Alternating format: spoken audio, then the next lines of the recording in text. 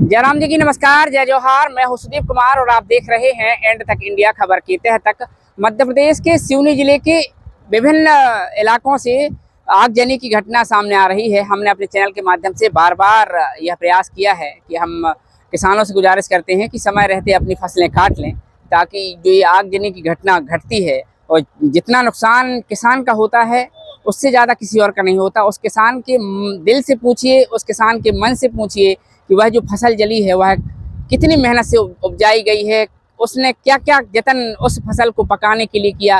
रात रात भर जाग कर जानवरों से बचते हुए, बचाते हुए और रात भर पानी देते हुए, पाइपलाइन के माध्यम से शिफ्ट बदलते हुए भीषण ठंड में, बरसात में वह फसल लगाता है। खाद बीज के लिए लाइन में लगता है, खाद बीज के लिए उन्हें बड़ी मशक्कत करनी पड़ती है, बीज के लिए उन्हें कर्ज उठाना पड़ता है।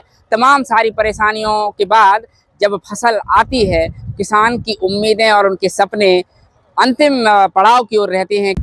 अंततोगत्वा जब फसल हाथ में आती है तो या तो आग लग जाएगी या अज्ञात कारणों की वजह से फसलों को नुकसान होता है, जिससे किसान केवल पछताने की और कुछ नहीं करता। हमारे साथ किसान मौजूद हैं। भाई साहब, क्या शुभ नाम है आपका? अनुज पटेल। ये जो फसल जल गई है, कैसे जली है और कितनी फसल जल गई?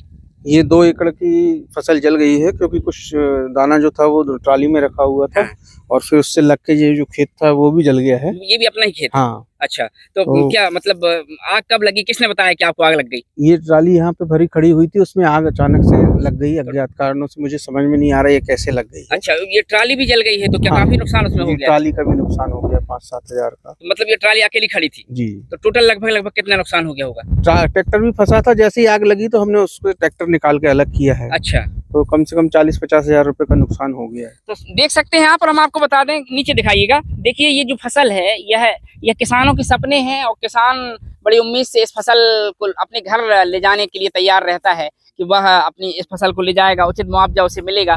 और ये देख सकते हैं यहाँ काफी मशक्कत के बाद ये थोड़ी बहुत जो फसल बची है वह बचा ली गई है। लेकिन ये जो देख सकते हैं पूरा होरा बन चुकी है, होरा भी नहीं कहेंगे, राख हो गई है, पूरी जलकर ये देखिए स्वाहा हो गई है। तो कहीं ना कहीं अब किसान की जो उम्मीदें हैं वह प्रशासन की ओर होती हैं कि प्रशासन कुछ मुआवजे की मांग के आधार पर किसान को कुछ थोड़ा बहुत इतना तो दे कि उसकी लागत निकल जाए। आगे तक देखिए, यहाँ पूरी फसल जल गई है। आगे वहाँ दिखाएंगे आप तो बहुत दूर तक करीब करीब 1 से 1.5 और 2 एकड़ की जो गेहूं की फसल है वह तो जल गई है। और आपको ट्राली के पास भी ले चलते हैं। आइए ट्राली के पास ले चलते हैं, जहाँ जिस ट्राली में फसल रखी हुई थी वह भी जलकर खाक हो गई है। बताया जा रहा है कि अज्ञात कारणों के चलते यह आग लगी है।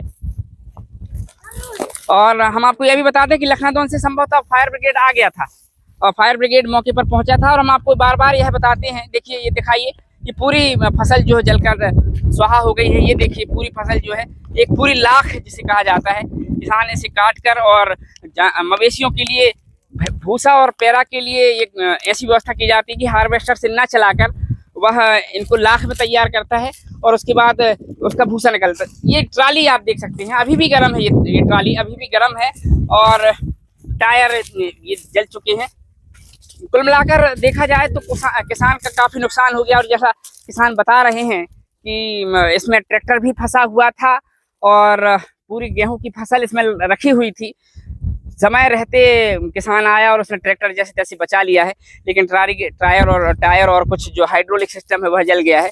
बहरहाल इस पूरे मामले में आप प्रशासनिक अधिकारियों से बात करेंगे और हम अपने चैनल के माध्यम से अपील करते हैं कि अगर आपकी फसल भी खेत में खड़ी है तो कैसे भी करके उसे कटवा कर या तो व्यवस्थित कर लें या उसे बेच कर फुर्सत हो जाना चाहिए। जिस तरीके से भीषण गर्मी चल रही है तो समय रहते फायर ब्रिगेड भी नहीं पहुंच पाता है, क्योंकि विकासखंड में केवल एक ही फायर ब्रिगेड है। बेचारे वह भी कहाँ जाएंगे। इसलिए हमारी गुजारिश है कि इस पर अमल करें और अपना और अपने परिवार का ध्यान रखें।